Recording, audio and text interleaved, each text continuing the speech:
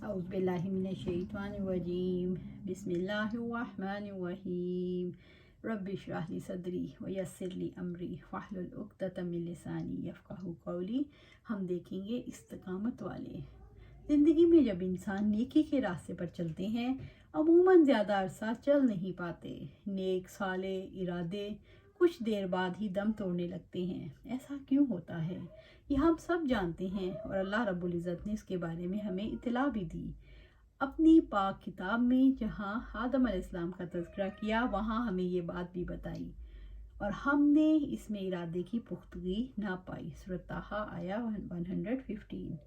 ہم نے اس میں عزم پختہ ارادہ نہیں پایا، تو انسان بنیادی طور پر ارادے کا کمزور ہے۔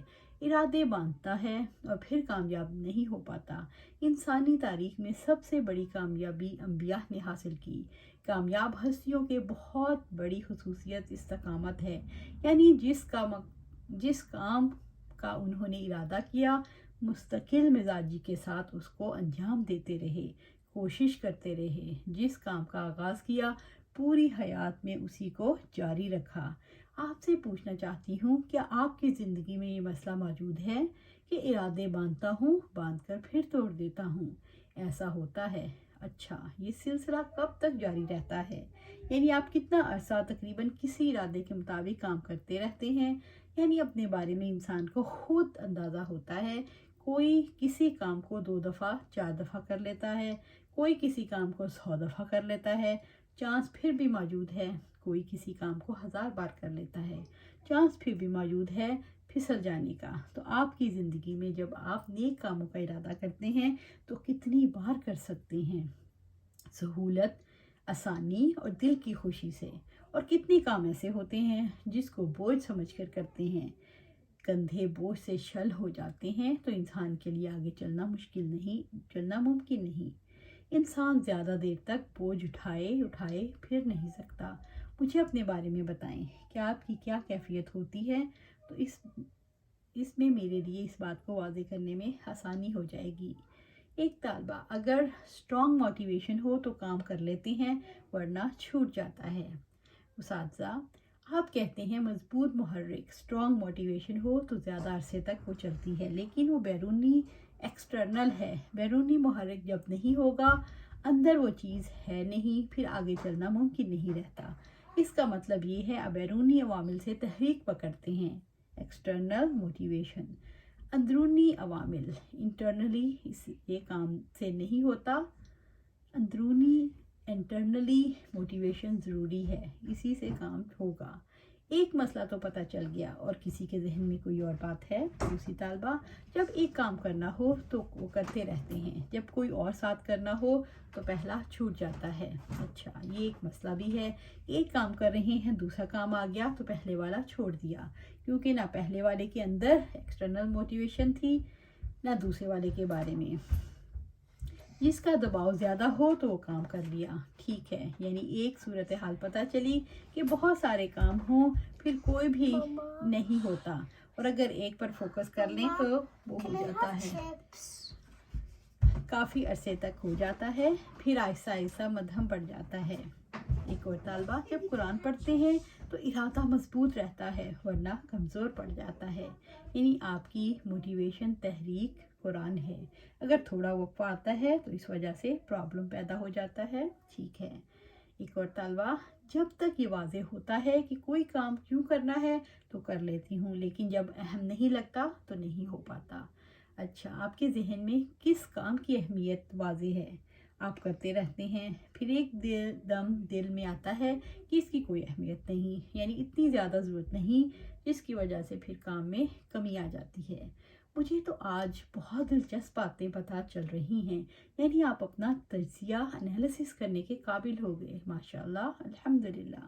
ایک اور طالبہ، مجھے لگتا ہے جہاں لوگوں سے انٹریکٹ کرنا ہو تو وہ کام میں کر لیتی ہوں، لیکن جن کاموں کا رزلٹ نظر نہیں آتا وہ نہیں کر پاتی۔ اچھا، یعنی آپ نتیجہ خیز یعنی رزلٹ بیسڈ ہیں، کہ جس کام کے نتیجے کی بات سمجھ نہیں آتی تو وہ کام کرنا مشکل ہو جاتا ہے۔ یہ بہت حقیقی بات ہے، جینون ہے۔ انسان اصلاً مستقبل بین اور اصلاً نتیجہ خیز ہے۔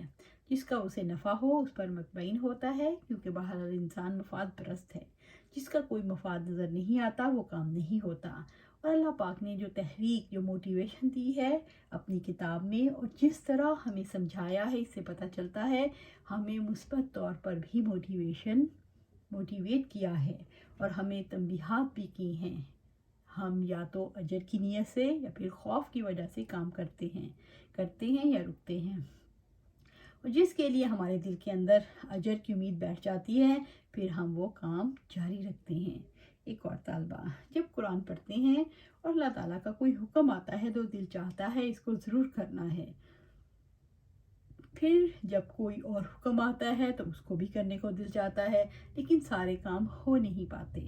یعنی پرابلم یہ ہے کہ قرآن اور حدیث پڑھتے ہوئے جو کام آتا ہے اس کو کرنے کو جی چاہتا ہے، موٹیویٹڈ بھی ہوتے ہیں، لیکن اگلا آتا ہے تو پچھلا کیا نہیں جاتا، اور یوں سارے کام ہی چھوٹ جاتے ہیں، یعنی باقاعدہ طور پر پراپرلی ہو نہیں پاتے۔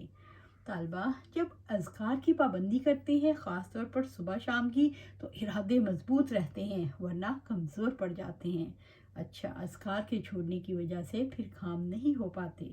ایک اور طالبہ، میں جب کوئی ٹارگٹ مقرر کرتی ہوں وہ پورا نہیں ہوتا تو میں مایوس ہو جاتی ہوں۔ اچھا، جب ٹارگٹ مقرر کرتے ہیں تو وہ اچیو نہیں ہوتا تو پھر مایوسی ہوتی ہے، اس مایوسی میں پھر اگلا کام بھی نہیں ہو پاتا۔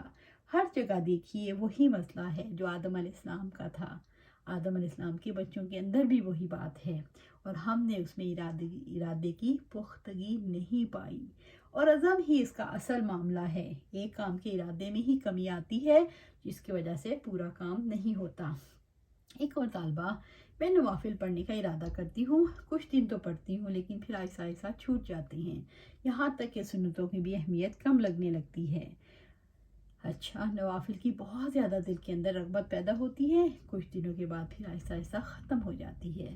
ایک اور طالبہ، ایک کام کے ساتھ دوسرے کاموں کو لے کر چلنا مشکل ہوتا ہے، یعنی آپ ارادے بھی کرتی ہیں، اسباب بھی جمع کر لیتی ہیں، لیکن پھر یہ ہوتا ہے کہ پرائرٹائز کرتے ہوئے جب ایک کام کرتی ہیں پچھلے والے سارے کام ختم ہو جاتے ہیں اور ارادے، اسباب سب ختم ہو جاتے ہیں۔ مسئلہ بہت سنجیدہ ہے، یعنی آپ دباؤ میں آ کے کام کر لیتے ہیں اور دباؤ ختم ہو جائے تو پھر مایوسی۔ ایک اور طالبہ، جب بہت سارے کام کرنے ہوتے ہیں، ہو نہیں پاتے تو پھر شدید مایوسی میں چلی جاتی ہوں۔ ہر کام میں ڈپریشن سے مراد تو مایوسی کی انتہا ہے۔ بنیادی طور پر وہ اچھا مقصد متعین گول سیٹ کرتی ہے، پھر اس کو اچیو کرنے کی کوشش بھی کرتی ہے، پھر کچھ عرصے کے بعد اچیو نہیں کر پاتی تو نیا گول بھی نہیں بن پاتا، یعنی زیادہ ایک وقت میں کام ہوتے ہیں تو پھر وہ کام سارے ہو نہیں پاتے۔ ایک اور طالبہ، مجھے لگتا ہے میں جذبات میں آ کر کام کرنے کا ارادہ تو کر لیتی ہوں، لیکن اس ارادے کے پیچھے جو ورکنگ کرنی چاہیے، جو لاجیکل ریزننگ ہونی چاہیے وہ نہیں کرتی، اس لیے ارادے پر قائم رہنا ممکن نہیں ہوتا۔ جذباتی طور پر ارادہ کر لیتے ہیں اور استدلال ریزننگ نہیں دیتے۔ ارادہ کرنے سے پہلے جو چیزیں ذہن میں ہونی چاہیے، اس کی اہمیت اور اس کی صحیح موٹیویشن جو آپ کو لے کر چلے وہ نہیں ہو پاتی۔ آپ سب محسوس کرتے ہیں کہ ہم سب کا مسئلہ سب ہی انسانوں کا مسئلہ ہے، تو اس مسئلے کے حل کے دو طریقے ہیں۔ ایک تو یہ ہے کہ ہم منطقی طور پر لاجیکلی ہی طور پر اس کو حل کر لیں، اور دوسرا پرابلم سالونگ میتھڈ ہے۔ یہ دیکھیں کہ ہسٹری میں جو لوگ کامیاب ہوئے انہوں نے اپنے مسائل کو حل کیا، اور جن کی زندگیاں استقلال اور استقامت کا عملی نمونہ ہیں، جنہوں نے پوری زندگی کوشش کی، جن کے پائے ثبات میں کبھی لغزش نہیں آئی، انہوں نے اپنی زندگی میں کسی طرح سے یہ سب سے خوبصورت رویہ اپنایا۔ انہوں نے اس صفت کو اپنے اندر کیسے پیدا کیا، کس چیز نے ان کی مدد کی، تو ہم تاریخ میں ہسٹری میں دیکھیں گے کہ کہاں کہاں کس طریقے سے لوگوں نے اپنی زندگی کے مقصد کو حاصل کیا، مقصد بھی متعین کیا، پھر اس مقصد کو حاصل بھی کیا، اور اس دنیا میں بھی وہ کامیاب ٹھہرے، اللہ تعالیٰ کے یہاں بھی کامیاب ٹھہرے۔ ہر قوم میں ہیروز کو دیکھتی ہے، ہر قوم میں ہیروز ہوتی ہیں۔ اللہ پاک نے ارشاد فرمایا، سو آپ بھی ان کی ہدایت کی پیروی کریں، سورۃ الانعام آیا 90۔ ان کی ہدایت کی پیروی کرو، یعنی اپنے مسائل کے حل کے لیے ان لوگوں کو دیکھو جنہوں نے اللہ تعالیٰ کی ہدایات پر عمل کیا، جنہوں نے اپنی زندگیوں کو اس کا نمونہ بنایا۔ تو ہم ان کی زندگیوں میں بنیادی چیز کو دیکھیں گے، وہ استقامت ہے، ارادے کی کمزوری کے مقابلے میں مستقل مزاجی کے ساتھ ایک کام کو لے کر چلتے رہنا، پائے ثبات میں لغزش نہ آئے، مستقل کوشش جاری رکھنا۔ دو اصطلاحات کے لیے استعمال ہوتی ہیں لیکن دونوں کا مقصد ایک ہی ہے، بنیادی طور پر وہ ایک ہی چیز ہے، استقلال اور استقامت۔